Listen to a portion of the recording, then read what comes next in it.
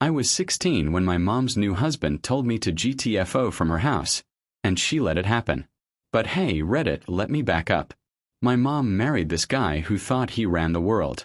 He tried running me too, but I wasn't having it. One fight later, I packed up my stuff and left. And trust me, it didn't end there. Let me start from the beginning. I'm 16. Name's Ryan. My dad, David, died in a car accident when I was 9. Quick, sudden, no long drawn-out thing. Just gone. Mom, Melissa, was on her own for a while. Then, 3 years ago, she met Mark. They got married in less than a year. Now, Mark isn't some monster, but I never warmed up to him. It always felt like he came in trying to be dad too. 0 when I wasn't asking for one. 2 years ago, they had a baby. My half-sister, Lily. She's 2 now, turning 3 in July. Cute kid, loud laugh, loves chucking things at people's heads. I babysit her if mom asks. I make sure she doesn't fall down the stairs. I hand her snacks when she points and yells for them. But I don't do the whole my baby sister routine Melissa clearly wishes I did. A couple weeks before the cookout, I was texting my best friend Chris about it. I told him how Mark kept pushing this family bonding thing, saying I should step up as a big brother and respect the man of the house. I texted, he's just the guy mom married, not my dad. I'll be decent to Lily, but I'm not playing house for him. Stuff like that. Then one afternoon, Melissa asked to borrow my phone because hers had died and she needed to call her office. No problem, I handed it over. I was in the kitchen making a sandwich, not paying attention. While she had my phone, Chris sent me a meme, and the text preview popped up.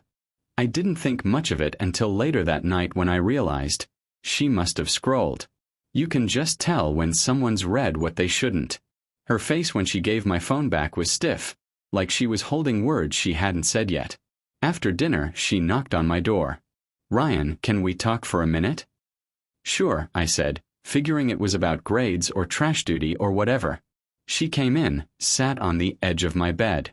I saw some of your texts with Chris, she said. About Mark, about Lily. You sounded cold. Is that really how you feel? I just stared. Wait, you read my texts? Only a little, she said quickly. I was worried. You seem so distant, especially with Lily. I'm nice to her, I said. I just don't fake stuff. Melissa frowned like I'd spoken another language. She's your sister. You should want to be close to her. I don't hate her, I told her. She's a toddler. I just don't feel some automatic thing you want me to feel. I can't make it appear just because you think I should. She didn't like that. So you don't love her? Or Mark? She asked, eyes sharp like she was waiting for me to slip so she could fix it. I shrugged. I respect her as a kid and him as your husband. That's it. Melissa pressed her lips together. Families love each other, Ryan. You should want to spend time with us. Real time, not just polite hellos. You can't flip a switch for feelings, I said. I'm not lying about it just so it looks good. That seemed to hit a nerve. She went quiet for a long moment, then asked if she could read more of the texts to understand the context. No, I said. Why not? Because they're private. You wouldn't let me read your journal if you had one. She looked like I'd slapped her. Sat there on my bed, staring at the carpet, probably deciding if she should push harder. Finally, she sighed. Grandma's birthday cookout is next weekend. Everyone will be there.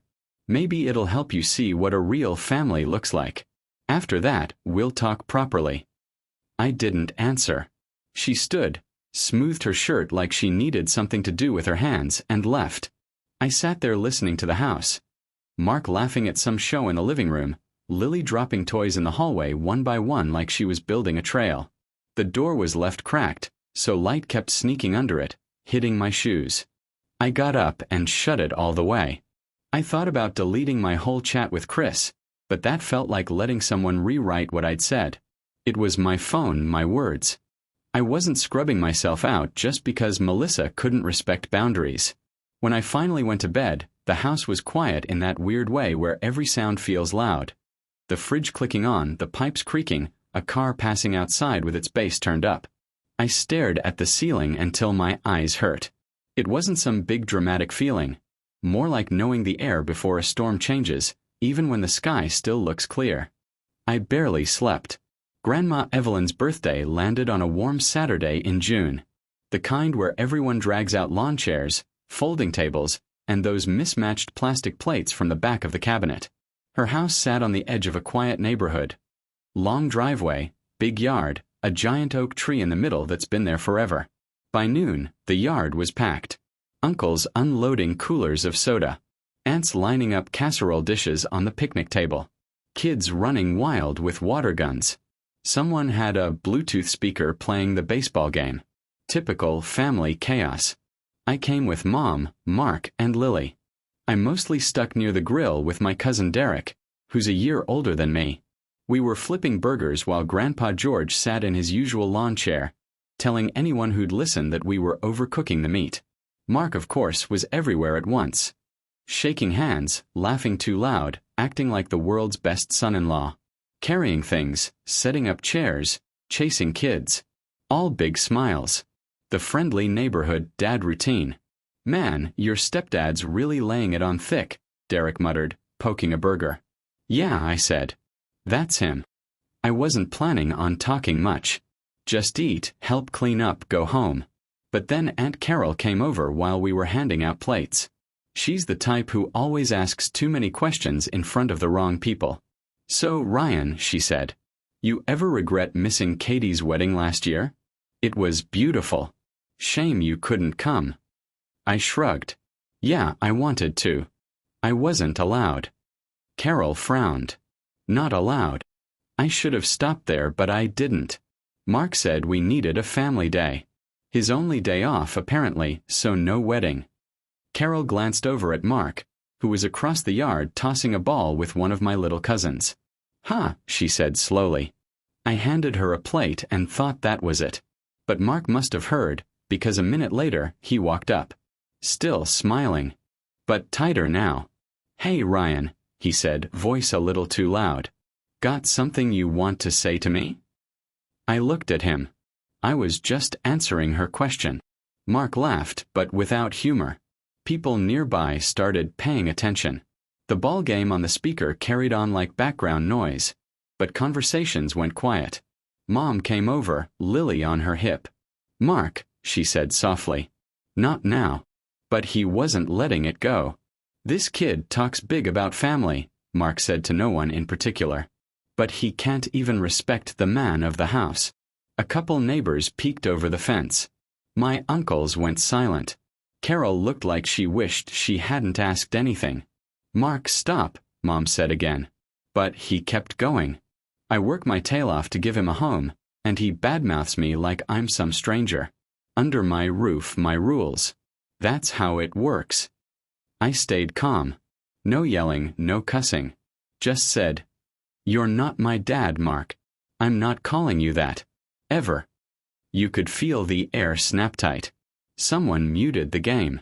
Kids slowed down, sensing drama even if they didn't understand it. Grandma and Grandpa exchanged a look from their chairs but didn't get up yet. Mark's face went red. "You hear that?" Mark said to the crowd. "Not his dad. Just some guy, right? Then maybe he doesn't need to live in my house if it's so terrible." Mom shifted Lily to the other hip. "Mark, stop it," she said through her teeth. But he pointed straight at me. "No, let's be real. If you can't treat me like family, then pack your stuff. Go live with whoever you think is your family." People stared at the ground. Nobody wanted to be in it. Derek stepped over and muttered to me, "Just breathe, man." I didn't answer. Just kept my arms crossed. Grandpa finally stood up, slow like his knees hurt. "That's enough," he said. Not loud, but everyone heard it. Mark didn't even look at him. Kid's old enough to decide where he belongs. "Fine," I said. "I'll pack my stuff tonight." Mom's head snapped toward me. "Ryan, no. He doesn't mean." "I do mean it," Mark cut in. The yard was silent except for the baseball announcer still calling plays on that dumb speaker. Grandpa walked over. "Come on, Ryan," he said quietly. "Let's get some air." I followed him to his truck parked out front. We didn't talk much. He just drove a few blocks and stopped at the park. We sat on a bench, watching ducks fight over bread someone had thrown in the pond. "You serious about leaving?" he asked finally. "Yeah," I said. "I'll grab my stuff tonight." Grandpa nodded like he'd already expected it. "I'll pick you up after dinner. You can stay at our place till things cool down." I stared at the water. Kids were feeding ducks on the other side. Some guy jogged past with his dog. Normal life kept going like my whole world hadn't just cracked open. We sat there maybe 20 minutes. Neither of us said much else. When he dropped me back at Grandma's, the party was winding down. People folding chairs, packing up leftovers. Mark was pretending nothing happened. Melissa's eyes were red, like she'd been crying. I told her, "I'm getting my stuff after dinner." She said, "Ryan, please don't do this right now." That evening, back at the house, the place felt too quiet. No TV, no music, just the hum of the fridge and Lily babbling in her crib down the hall. I went straight to my room. Melissa followed me in. "Ryan," she said softly, standing in the doorway, "we can work this out. Mark, he just gets angry sometimes. He didn't mean it." I didn't answer. I was pulling my backpack out of the closet. The same one I'd had since middle school. One zipper tab broken, faded straps. "I'm not staying," I said finally. She crossed her arms. "You're overreacting." He was upset. "You embarrassed him in front of everyone." "I answered a question," I said. "You didn't have to say it like that," she shot back, frustrated. I didn't argue. Just started folding clothes. A couple jeans, 3 shirts, my hoodie, socks. Stuff I'd bought with Christmas money or that Grandma gave me. Anything Mark paid for stayed in the drawers. I wasn't taking his things, so he couldn't throw that in my face later. On the shelf above my desk sat a picture frame with my dad's photo. He was holding me on his shoulders at some park when I was maybe 5. Next to it was his old watch that didn't work anymore. The glass scratched, the band cracked, but I kept it anyway. Both went carefully into the backpack, wrapped in a t-shirt. Melissa stepped into the room. "Where are you even going?" "Grandpa's," I said. She shook her head like she didn't believe me. "Ryan, this is still your home. Mark wants." "Mark made it clear what he wants," I cut in. His voice carried from the living room. "He better pack fast if he's going." Melissa flinched. I didn't respond. "Ryan," she said again, quieter now. "Please don't do this tonight." I zipped the backpack. "I'm not waiting for him to kick me out twice." She leaned against the doorframe, torn between crying or yelling. "You're choosing to leave your family over one fight." "I didn't start it," I said. Mark shouted again from the hall. "Actions have consequences. Remember that when you go running off." I swung the backpack over my shoulder, grabbed my charger from the wall, shoved it into the front pocket. My heart was pounding, but I kept my face blank. Melissa followed me to the door.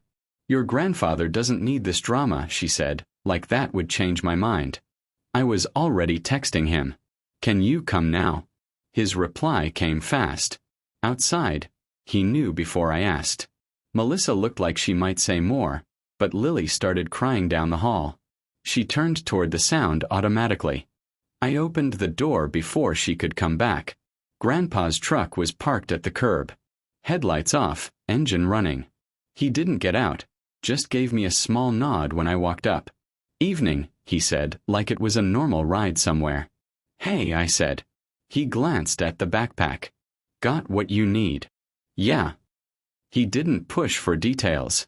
We drove in silence, tires humming on the road, streetlights sliding across the dash. After a few minutes, he said, "You can stay with us tonight." I hesitated. "Can I crash at Chris's first? Just for the night." "Your call," he said. Chris lived 5 blocks away. Grandpa dropped me off, didn't even get out of the truck. "Call me in the morning," he said.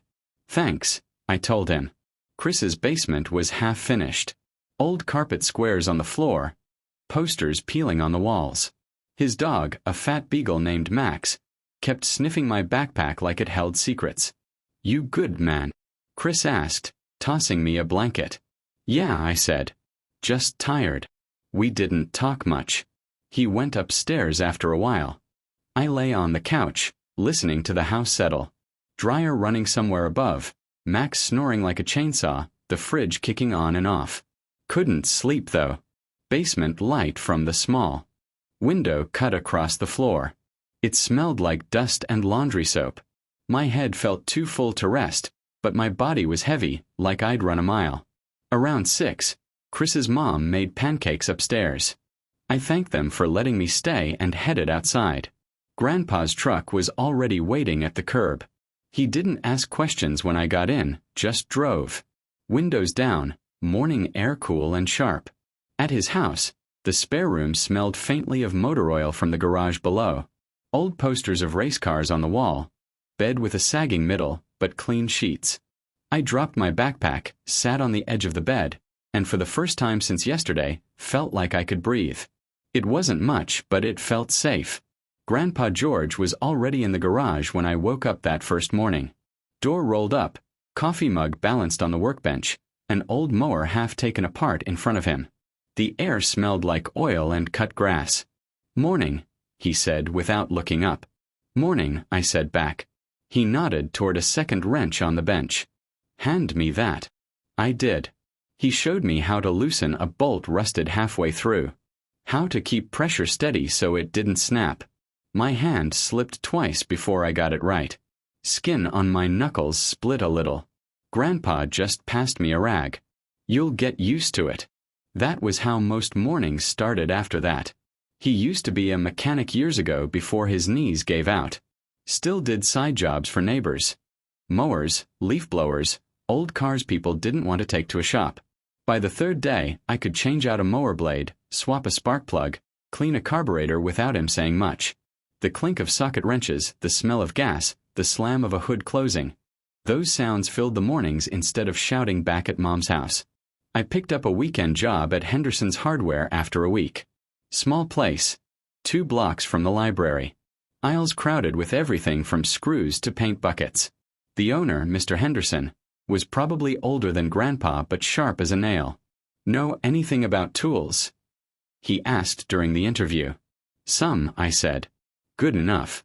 Start Saturday." Mostly I stocked shelves, carried bags of soil to people's trunks, cleaned up spilled nails when kids knocked over bins. It wasn't glamorous, but it was my money. First paycheck was only $80. I put 60 in a jar in Grandpa's kitchen and kept 20 for myself. Felt good not having to ask anybody for anything. On Sundays, Grandma Evelyn took me to the park, and Mom brought Lily. Neutral ground, no mark. Lily was getting steadier on her feet, running like her legs were too fast for her body. Whenever she spotted me, she'd yell, "Bubba," and come charging like a tiny linebacker. I'd push her on the swings, catch her at the bottom of the slide, hand her juice boxes. We didn't talk about feelings. She was only 2. She just laughed when I made the swing go higher. Mom sat on the bench with Grandma, watching like she wanted to say something but couldn't get the words out. After that first visit, she texted me later. "Mark wants to try family therapy. Maybe you can come home after," I replied. "Not ready," she wrote back. "He really is trying, Ryan." I didn't answer. School stayed the same. I kept my head down, turned in homework, spoke only when teachers called on me. One afternoon, after class, Mr. Carter, my history teacher, stopped me at the door. "Everything okay at home?" he asked. "Yeah," I said automatically. He looked like he didn't buy it, but let me go. I signed up for open gym after school. Mostly basketball, sometimes soccer if there weren't enough players. I wasn't great, but running full court until my lungs burned felt better than sitting around thinking about things. Once a month, Grandpa drove me to see Dad's side of the family. Aunt Lisa always cooked way too much food. Pasta, garlic bread, salad nobody touched. They'd tell stories about Dad I'd never heard, like the time he tried to fix a leaky faucet and ended up flooding the whole kitchen, or when he drove 3 hours to buy a used guitar that snapped its neck the first time he tuned it. I didn't say much. I just listened, eating pasta while everyone laughed about things that happened before I was even born. It felt good, though, like part of the world still remembered him the same way I did. A few weeks after I left, on a Sunday at the park, everything with Mark's rules really started. Up until then, he just gave me dirty looks or tossed little comments whenever I saw Mom and Lily. But that day was different. That day, he made it official. Melissa showed up without Lily, which was strange right away. She always brought her. She sat down on the bench next to me. "Mark wants to set some conditions if you want to come to the house," she said. I was tossing a tennis ball for a neighbor's dog while we waited for Grandma. "What kind of conditions?"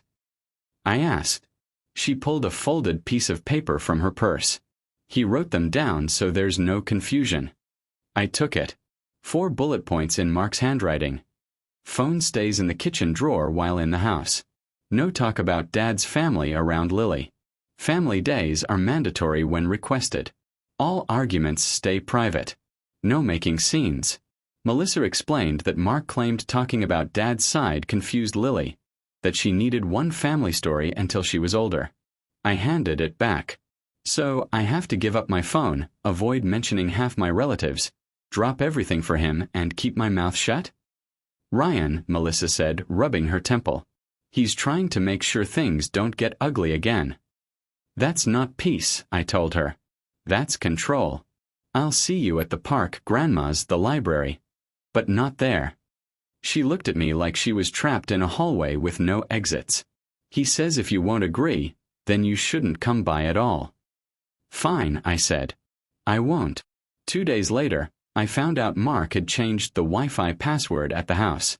When I asked about it, Melissa texted, "He doesn't want people using it who don't live here." I laughed out loud, standing there in Grandpa's garage with oil on my hands. Changing the Wi-Fi password felt like something a middle schooler would do, not a grown man. Grandma shook her head when I told her.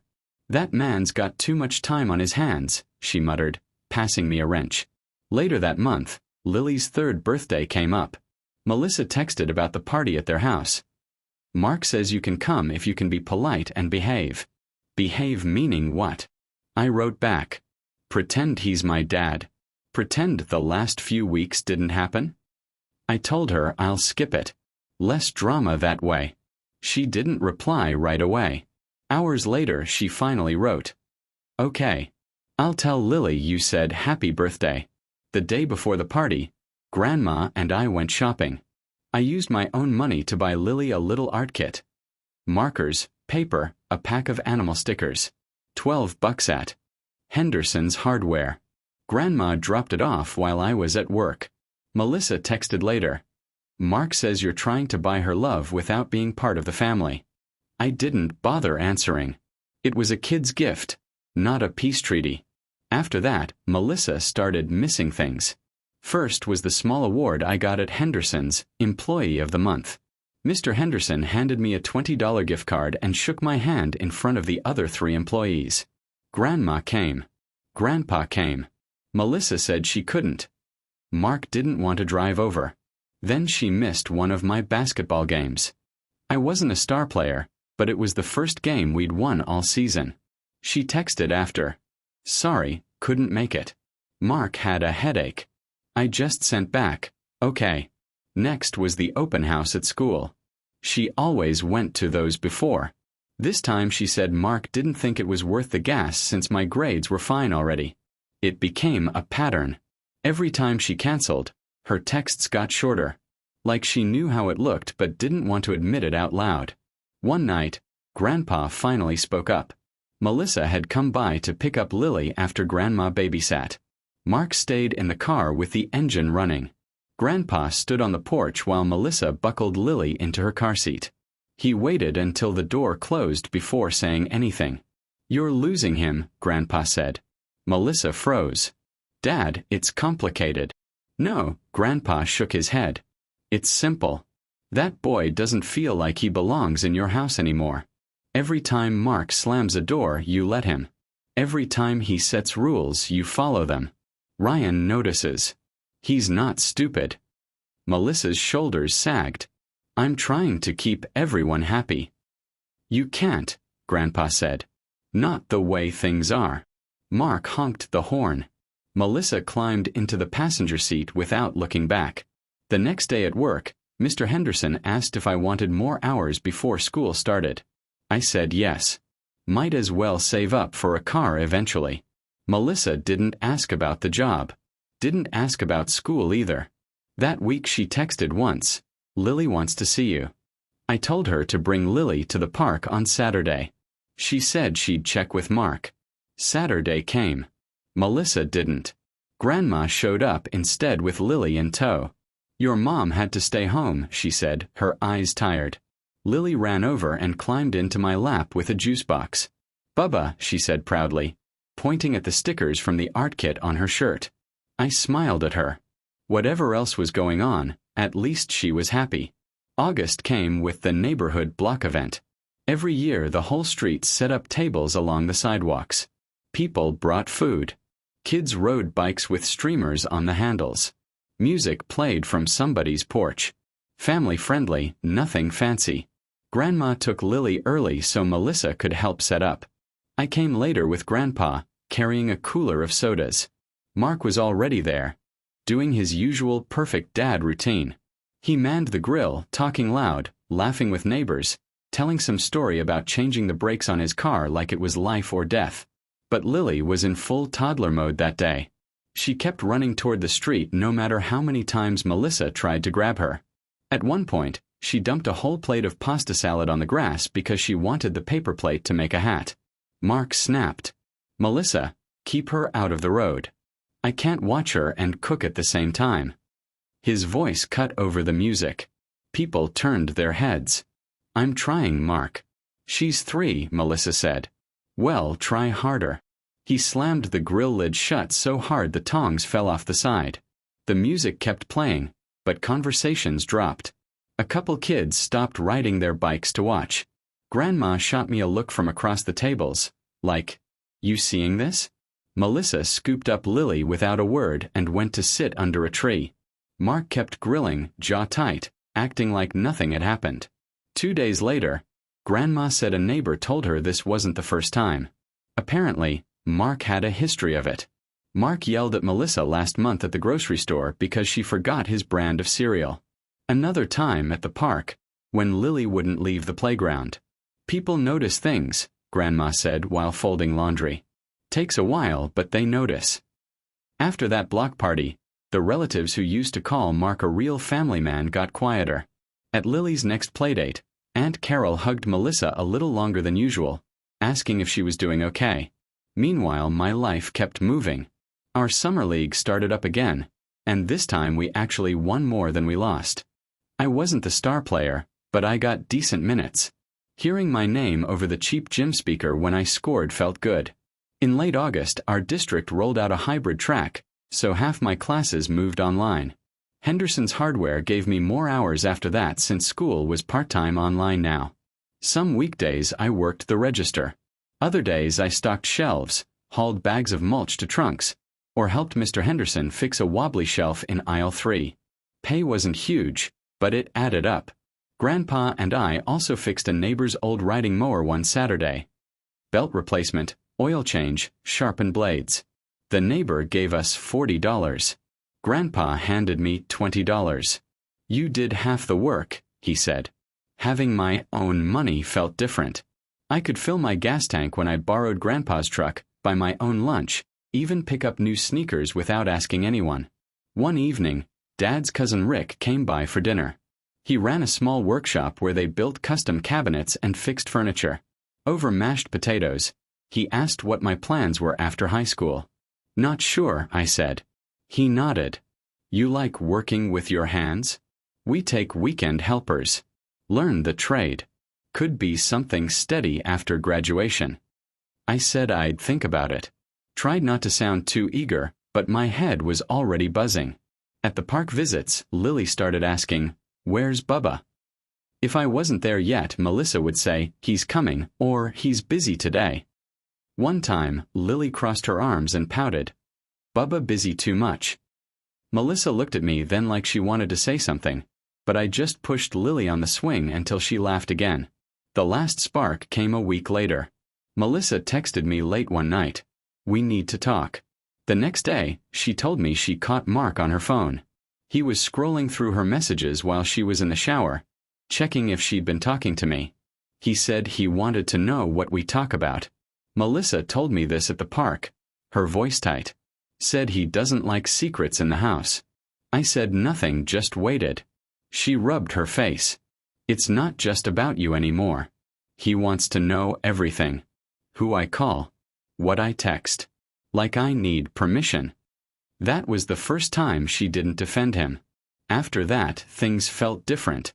Relatives still invited Mark to things, but they didn't laugh as hard at his stories.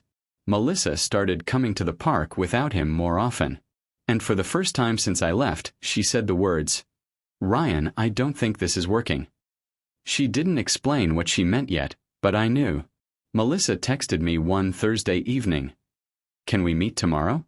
Just you and me." I said sure. She showed up at the park the next afternoon without Lily. It was cloudy, a little windy. Playground empty except for some kids kicking a soccer ball near the fence. Melissa sat on the bench next to me and didn't talk for a minute. She looked tired, but calmer than before. "You were right," she said finally. "About boundaries. About a lot of things." I didn't say anything, just waited. "I've been going to counseling by myself," she continued. "Not the family sessions Mark wanted. Just me. My choice." I nodded once. She glanced down at her hands. "I'm not making promises yet, but I've been thinking about what life would look like if things didn't stay the same." "Like leaving?" I asked. "Like leaving," she said quietly. "Or at least separating until he figures himself out. I don't know yet." I didn't cheer or push her either way. I just said, "That's up to you." We sat in silence for a while. Wind blew a plastic bag across the empty basketball court. "I'm not coming back," I said finally. "I like it at Grandpa's. I've got work, school, the workshop starting soon. I'm good there." She nodded slowly. "I figured. I'm saving for a car," I added. "Old one, cheap, but something that runs. Grandpa said he'd help me look." For the first time in months, she smiled a little. "You've grown up a lot this year." We made a simple plan. Weekly meetups with Lily at the library. Public place. No rules from Mark. Just books, puzzles, and the little reading corner with stuffed animals Lily loved to pile on the floor. "Saturday mornings," Melissa said. "I'll bring her every week." "Okay," I said. 2 weeks later, I heard from Aunt Carol that Mark's blow-ups at home weren't staying quiet anymore. During his company's volunteer day, a park cleanup thing, he apparently yelled at another employee for using the wrong rake in front of the whole team. HR pulled him aside. He wasn't fired, but word spread fast. "People at his job keep their distance now," Aunt Carol said on the phone with Grandma. "Nobody wants to deal with him." Karma. I guess I didn't have to do anything. Melissa started spending more time at Grandma's place with Lily after that. Sometimes for dinner, sometimes overnight when Mark worked late. One evening, I stopped by after work and noticed Melissa folding a blanket on Grandma's couch. "You staying here tonight?" I asked. "Yeah," she said. "Lily sleeps better here lately." She didn't give more details. She didn't have to. September rolled around, and we had our last basketball game of the season. Grandpa came like always, sitting near the front with his baseball cap and thermos of coffee. Melissa showed up too, alone this time, sitting a few rows back. No Mark. We won by 2 points. Not a championship or anything, but it felt good hearing the buzzer and seeing the scoreboard in our favor for once. Afterward, I walked over with Grandpa to where the coach was talking to a few parents. "This your grandson?" Coach asked Grandpa. "Yep," Grandpa said proudly. "Hard worker," Coach said to me. "Rick tells me you're starting at his workshop next month." "Yeah," I said. "Weekends first, then maybe more after graduation." Coach nodded. "Rick says you show up on time and don't quit when things get tough. That matters." Coach knew Rick from the Booster Club. Rick rebuilt the ball racks last year. Grandpa clapped me on the shoulder. Told you, he said. Melissa smiled from a few feet away but didn't interrupt. After the game, we all walked out together. Melissa said she'd bring Lily to the library on Saturday. Grandpa reminded me about checking out used cars next weekend. It wasn't some big movie ending. No speeches, no group hug in the parking lot. Just plans made and people going home in different directions. That night, I sat on Grandpa's porch listening to crickets and thought about everything since last summer. I wasn't rushing forgiveness. Wasn't rushing anything. Melissa was making changes, real ones, but I needed time. I had work, school, the workshop, maybe a car soon. My life was moving forward whether Mark figured himself out or not. If Melissa kept choosing peace and honest effort, there'd be space for her in it. For Lily, too. The rest was on time. YouTube just dropped this new hype feature. If you're hooked on this story, smash that hype button. It tells YouTube, this video deserves to blow up.